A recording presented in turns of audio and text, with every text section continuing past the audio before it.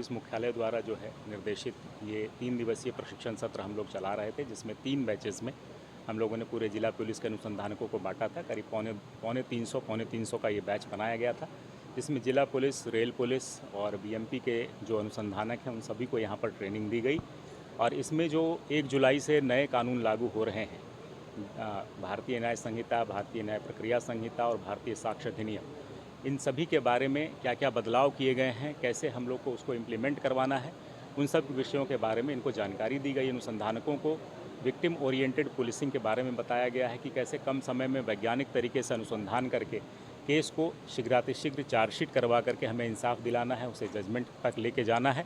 ये सब चीज़ें यहाँ पर बताई गई हैं। वैज्ञानिक तरीके से इलेक्ट्रॉनिक माध्यमों से भी अब अनुसंधान और साक्ष्य हो सकता है, उसके बारे में लोगों को बताया गया है। तो और उसके बाद इन सभी अनुसंधानकों का टेस्ट लिया गया है।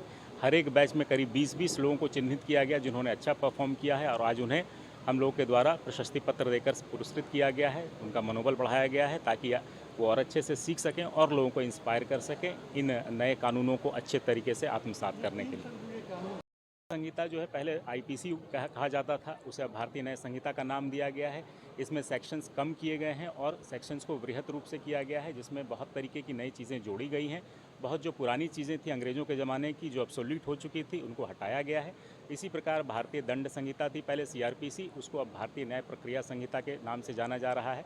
उसमें जो है कैसे कैसे इस कानून को लागू करना है उसके बारे में बताया जा रहा था।